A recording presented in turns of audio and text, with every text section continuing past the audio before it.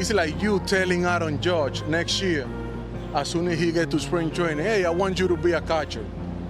How he's gonna respond? It's crazy. It's crazy. How he's gonna respond? I know. I napped most of the plane, so I didn't really have time to think about it. Me and Rob were always the best nappers on the plane, so we were right next to each other, passed out. So we didn't really have that much time to think about it.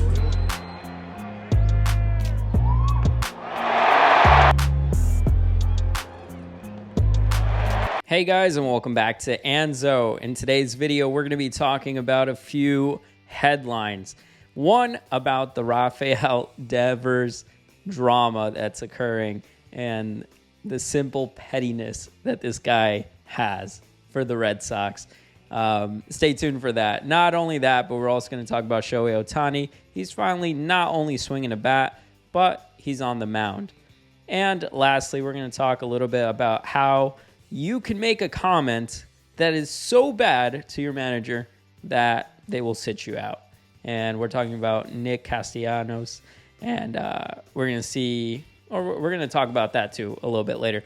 But anyways, going to the Devers drama, it's actually pretty interesting to see this unfold because really it looks like there was a major drama happening behind the scenes, whether it was David Ortiz, Big Papi, trying to talk to Devers and trying to tell him, hey man, like this is how it goes in Boston, this, that, trying to get to him.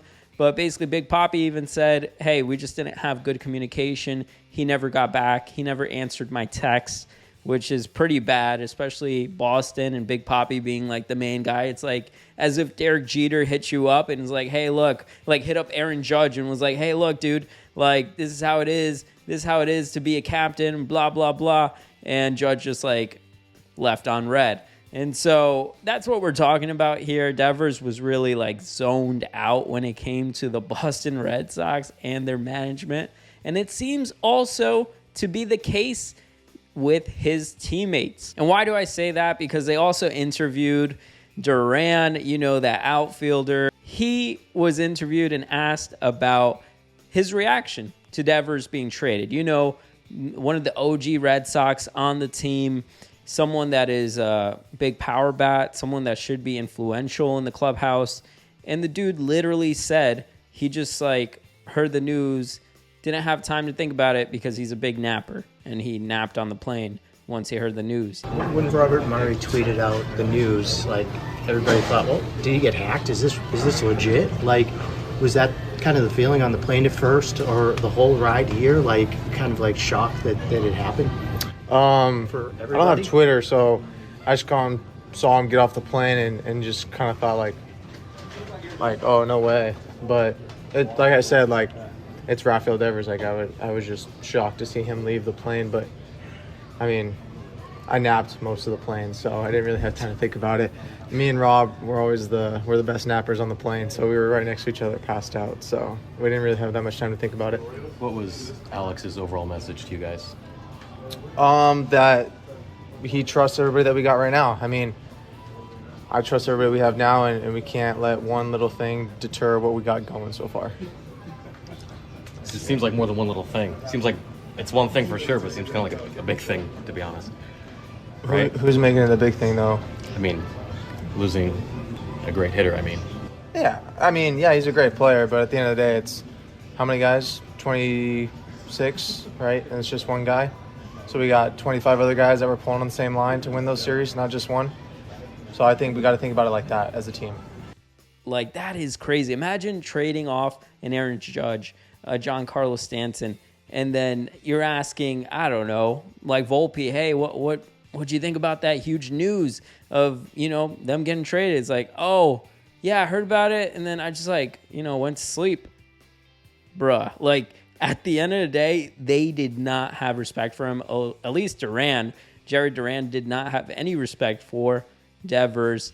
And eventually he just said that, it's a team, it's just one guy,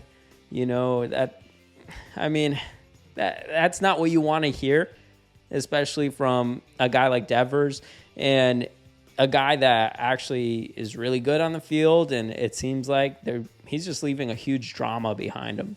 So we were kind of talking about this a little bit. I didn't get the full opinion, but I got to ask you. What's the deal with Rafi? What's going on? What happened to my guy in Boston? Come on, Boston. Why you did my guy like that?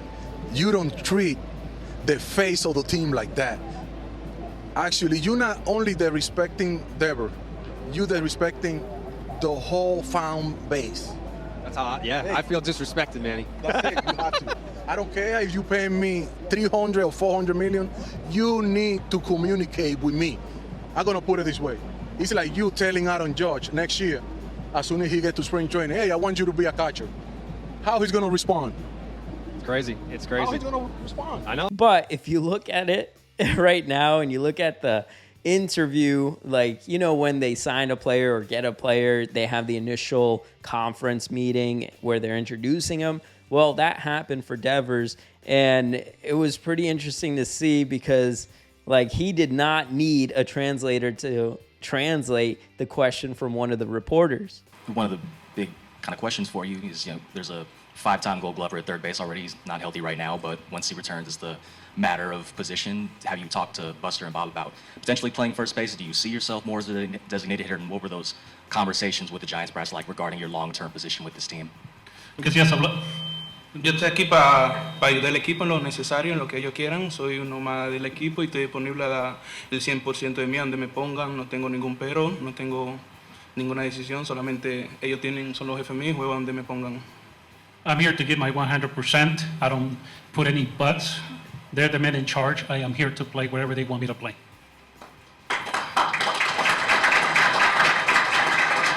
Susan? Do you have a preference, though? Do you feel like you are best at a particular position? No, como lo dije anteriormente, estoy dispuesto a donde me pongan, dar lo mejor de mí. Like I said before, I am here to play wherever they want me to do and give out my best. Essentially, the reporter was asking if he would be willing to move to another position. Did they already talk about that? Will it be DH? Will it be first base, third base? And Devers basically responded, very petty, that he is ready to play whatever position or wherever the Giants need him to play. And keep in mind, if you've not been following this drama, basically with the Red Sox, the reason why things didn't go that great with Devers in Boston is because of that. Like, he did not want to go to first base. He didn't even want to go to DH. He's like, hey, you guys signed me to this massive contract. You guys gave me your word that, hey, I was going to be a third baseman here. And that's why I signed. But they changed things on him. Of course, it's a little different when you move on to a different management. You also kind of want to be like, hey, I'm not going to be an asshole here. I'm going to go out there and try to show my value and not just, you know, be like, oh, well, I'm going to do the same thing I did in Boston. No, they're actually going to play against each other. Red Sox versus Giants this Friday. And so that is huge, huge, huge. That's a huge game to just see the drama unfold. And you're going to see Devers really want that revenge, really want to see that happen. And to top it off, you see Devers basically catching some balls at first base, taking some reps. That goes to show you that at the end of the day, he's just being mad petty. But then also, too, it's a new team. You're not going to tell your new team and have the same problem and come off as a problem in the clubhouse or anything like that. But it does seem like he left a bad taste in the whole team, in the whole clubhouse for the Boston Red Sox. And definitely Netflix should be covering this season because there's too much drama in that clubhouse.